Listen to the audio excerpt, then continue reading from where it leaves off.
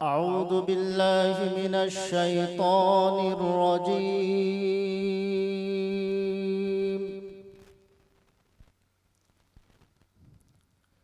بسم الله الرحمن الرحيم.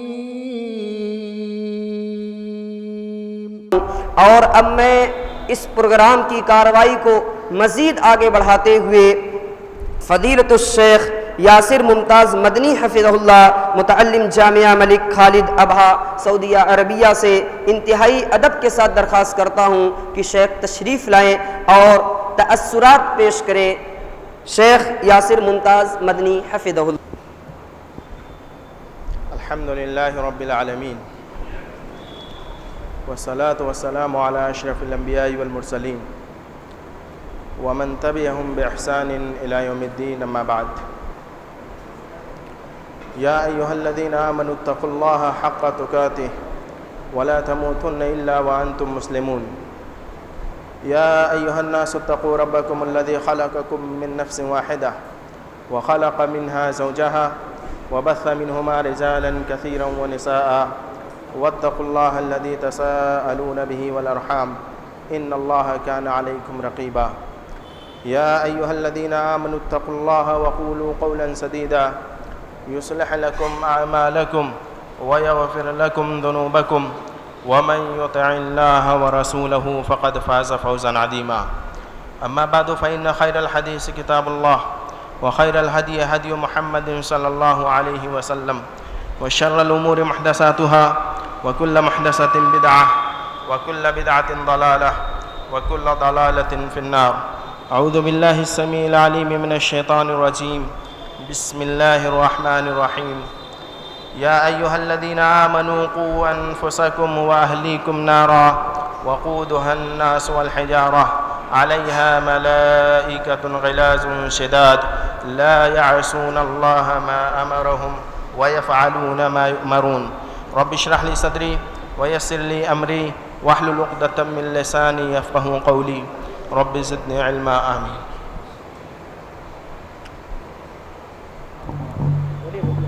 محترم ذی وقار صدر مجلس، اسٹیج کی زینت بنے علماء کرام، مہمانان اعظام اور شہر کے عمائدین، اسلامی بھائیوں اور عزیز بچوں، اللہ رب العالمین کا بے انتہا شکر احسان ہے کہ اس نے اپنے فضل و کرم سے آج اس مبارک محفل میں شرکت کرنے کا موقع نصیب فرمایا. حاضرین، ہم اور آپ جانتے ہیں کہ آج کی یہ محفل قوم کے نونہالوں کے لیے منعقد کی گئی ہے، جس کا اہتمام الفاروق آرگنائزیشن کے اراکین نے بڑی محنت اور جد و جہد کر کے اس پروگرام کو سجایا اور اس کا انعقاد کیا. حاضرین محفل، یہ بچے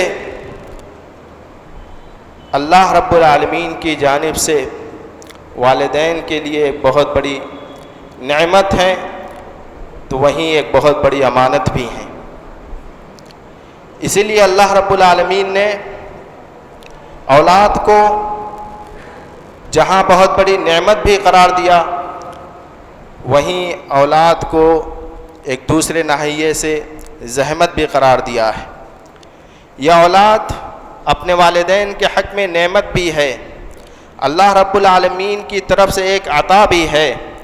اولاد رب العالمین کی جانب سے ایک نوازش بھی ہے. اولاد اللہ رب العالمین کا بہت بڑا فضل و کرم ہے. یہ اولاد اپنے والدین کے لیے نعمت کیسے ہے؟ بہت ناحیوں سے آپ دیکھیں گے کہ یہ اولاد اپنے والدین کے حق میں نعمت اس طرح کہ اولاد کی وجہ سے آدمی اپنے آپ کو مکمل محسوس کرتا ہے. انسان اولاد کی وجہ سے مکمل ہو جاتا ہے.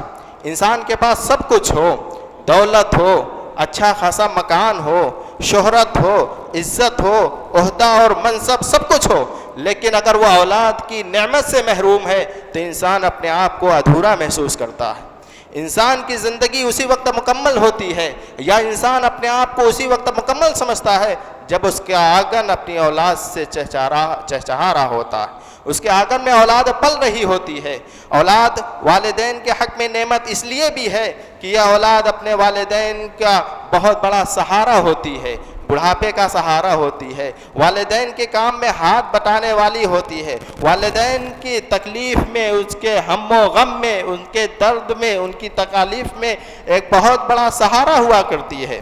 اولاد اپنے والدین کے لیے نعمت اس طرح بھی ہے کہ والدین کے دل کا سکون ہوتی ہے، اولاد اپنے والدین کی آنکھوں کا ٹھنڈک ہوا کرتی ہے۔ ایک باپ گھر سے صبح سویرے نکلتا ہے، محنت کرتا ہے، مزدوری کرتا ہے، پسینہ بہاتا ہے، اور پسینے سے شرابور ہو کر کے شام کو جب گھر لوٹتا ہے تو اپنی اولاد کو دیکھ کر اسے سکون حاصل ہوتا ہے، اس کے دل کو سکون ملتا ہے، اور ایسا سکون جیسا سکون دنیا کی میڈیکل سائنس نے آج تک کوئی دوائی دریافت نہیں کر پائی ہے۔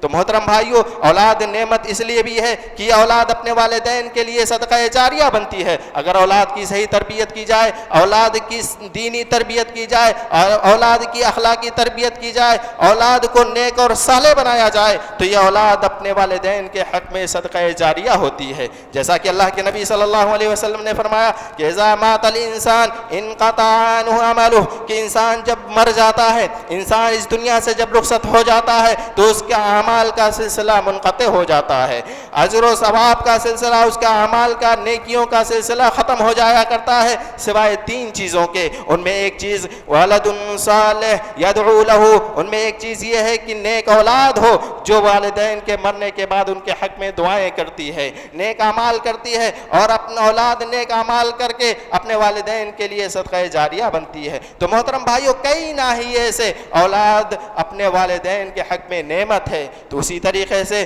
دوسرے ناحیے سے یا اولاد کا ایک دوسرا پہلو یہ بھی ہے کہ قرآن نے اولاد کو زحمت بھی قرار دیا ہے۔ اللہ رب العالمین نے فرمایا یا ایھا الذین آمنوا ان من ازواجکم و اولادکم عدوا لکم فاحذروہم، کہ اے ایمان والو، تم میں سے، تمہاری بیویوں میں سے بعض بیویاں، تمہاری اولاد میں سے بعض اولاد تمہارے دشمن ہیں، لہٰذا ان سے ذرا متنبہ رہا کرو، ان سے بچو اور ان کے سرکشی سے بچو۔ یہاں اللہ رب العالمین نے اولاد کو زحمت قرار دیا، دشمن قرار دیا۔ محترم بھائیو، سوال یہ پیدا ہوتا ہے، اولاد ایک ہی ہے لیکن ایک طرف اس کو نعمت قرار دیا جا رہا ہے اور دوسری طرف اس کو دشمن بتایا جا رہا ہے۔ وہ مسئلہ یہ ہے، یا بالکل حقیقت اور سچائی یہی ہے کہ جس اولاد کی صحیح تربیت کی جائے، جس اولاد کی اسلامی تربیت کی جائے، جس اولاد کو با اخلاق بنایا جائے، اس کی تربیت کا اہتمام کیا جائے، وہ اولاد اپنے والدین کے لیے نعمت ہوا کرتی ہے۔ اور اگر اولاد کی تربیت سے جی چرایا جائے، یا اولاد کی تربیت پر دھیان نہ دیا جائے، یا اولاد کی تربیت میں کوتاہی کا شکار ہوا جائے، وہ اولاد اپنے والدین کے لیے دشمن اور زحمت ثابت ہو سکتی ہے۔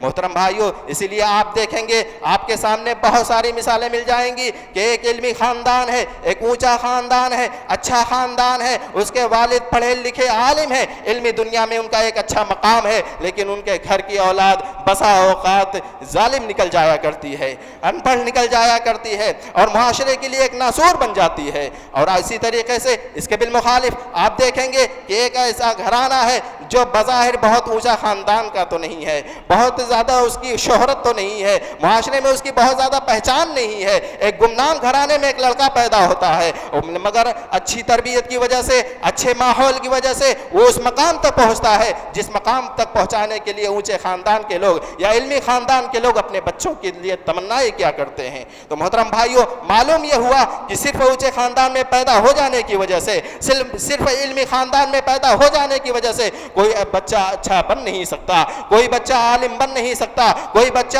اونچے مقام کو پہنچ نہیں سکتا۔ اور ایسے ہی ضروری نہیں ہے کہ کوئی بچہ کسی نچلے خاندان میں پیدا ہو، کسی گمنام گھرانے میں پیدا ہو تو وہ ہمیشہ نیچا ہی رہ جائے۔ تربیت کی بنیاد پر بچے کو ایک قابل بچہ بنایا جا سکتا ہے، ایک قابل اور معتبر شخصیت بنائی جا سکتی ہے، لیکن افسوس کا مقام یہ ہے، کہنے کا مطلب یہ ہے کہ آج ہمارے معاشرے میں دینی اعتبار سے تربیت کا جو رجحان ہے بہت کم پایا جاتا ہے۔ والدین اپنے بچوں کی دنیا بنانے کی خاطر بہت ساری قربانیاں دیتے ہیں، بہت محنتیں کرتے ہیں۔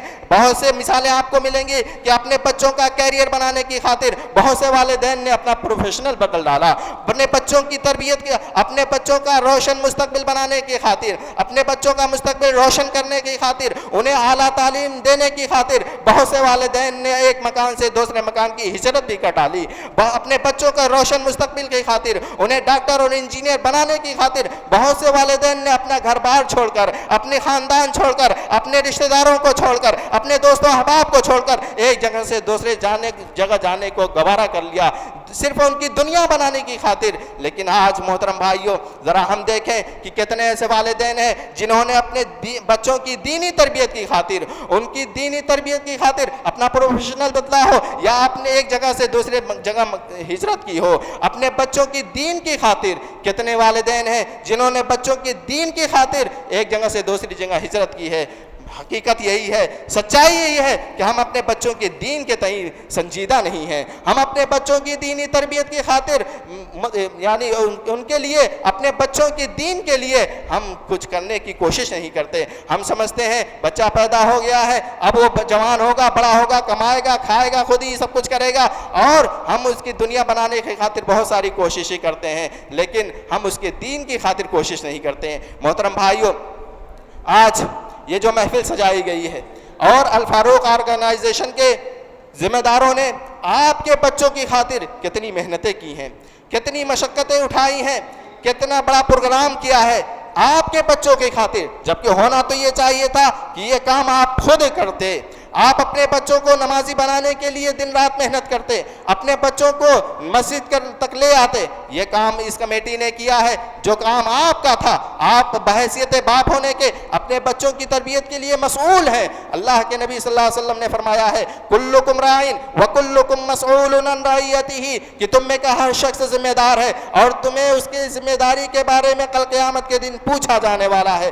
آپ سے یہ پوچھا جائے گا، آپ باپ ہونے کی حیثیت سے مسئول اپنے بچوں کے لیے کہ اپنے بچوں کو دیندار بنایا کہ نہیں۔ آپ انجینئر بنا لیں، ڈاکٹر بنا لیں، بڑے سے بڑا آدمی بنا لیں دنیاوی اعتبار سے، بہت اچھی بات ہے، لیکن اگر آپ کسی کو اپنے بچوں کو ڈاکٹر نہیں بنائیں گے، انجینئر نہیں بنائیں گے، یا دنیاوی اعتبار سے اسے اعلیٰ مقام تک نہیں پہنچائیں گے، کل قیامت کے دن آپ سے یہ نہیں پوچھا جائے گا کہ تم نے اپنے بچوں کو ڈاکٹر کیوں نہیں بنایا۔ لیکن اگر آپ اپنے بچوں کو دینی تربیت نہیں دیں گے، اسے نمازی نہیں بنائیں گے، اسے با اخلاق نہیں بنائیں گے، اسے دیندار نہیں بنائیں گے، تو کل حشر کے میدان میں آپ کی گرفت ہو سکتی ہے۔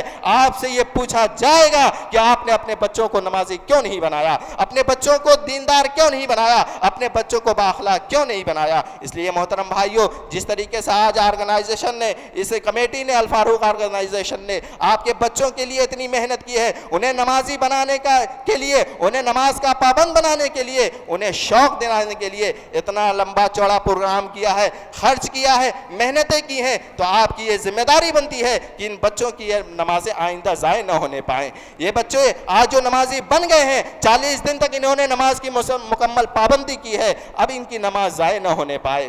یہ آپ کی اپنی ذمہ داری ہے، والدین کی ذمہ داری ہے۔ محترم بھائیوں، ذرا غور کرو، آج ہمارے معاشرے میں کتنے ایسے لوگ ہیں جو بلوغت کو پہنچ جاتے ہیں، جو مکلف ہو جاتے ہیں شریعت کے، مگر انہیں دین کی شرعی معلومات نہیں ہوتی ہے، دین کی بنیادی معلومات نہیں ہوتی ہے۔ ذرا غور کریں، بچے کو 7 سال کی عمر میں نماز پڑھنے کا حکم دینے کی شریعت نے تاکید کی ہے۔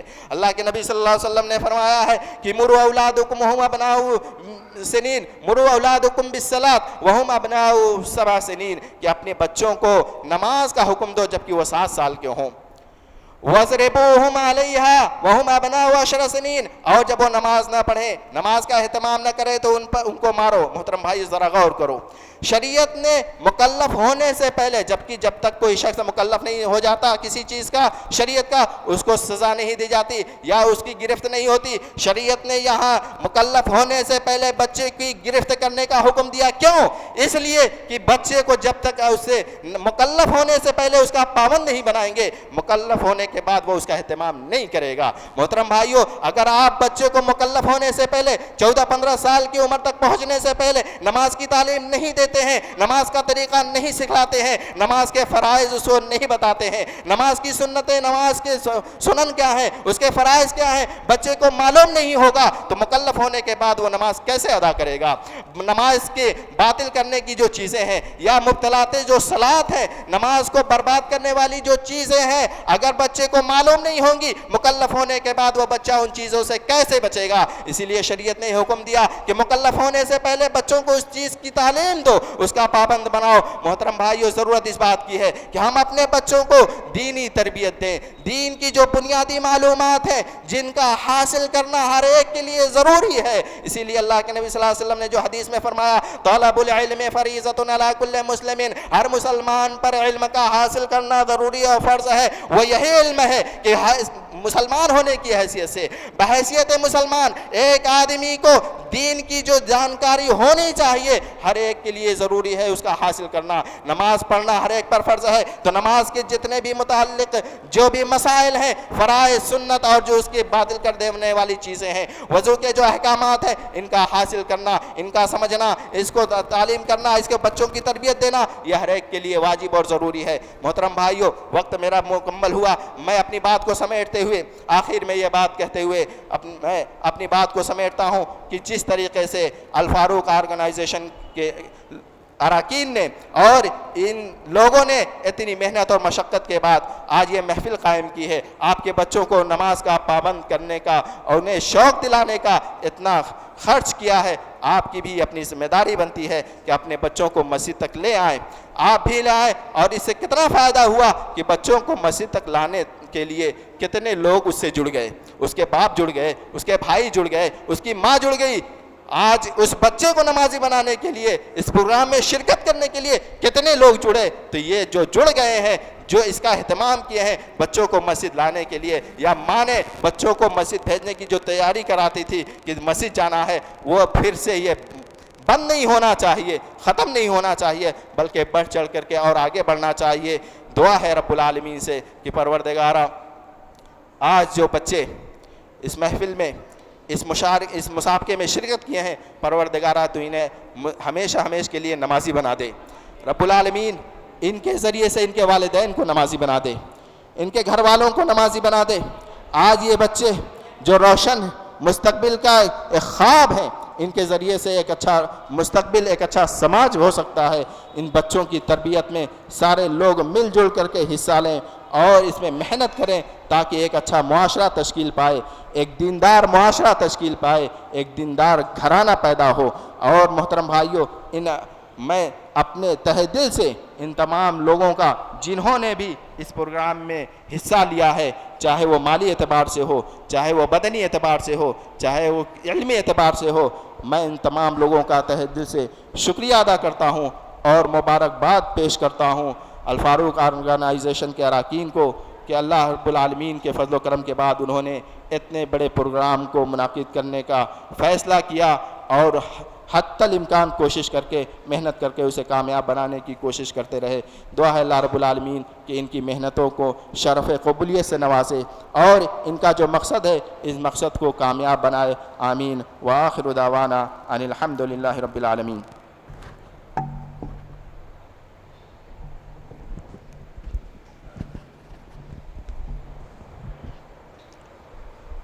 جزاک اللہ خیرا و احسن الجزاء، ماشاء اللہ۔ یہ تھے فضیلت الشیخ یاسر ممتاز مدنی حفظہ اللہ، جو کہ بڑے ہی اچھے انداز میں بچوں کی تربیت کے تعلق سے باتیں عرض کر رہے تھے۔ یہ بات سچ ہے اور حق ہے کہ بچوں کی تربیت یہ بہت ہی اہم ہے، کیونکہ ہمارے بچے اگر نیک ہوں گے، صالح ہوں گے، تو اس کا ڈبل بینیفٹ ہمیں ملے گا۔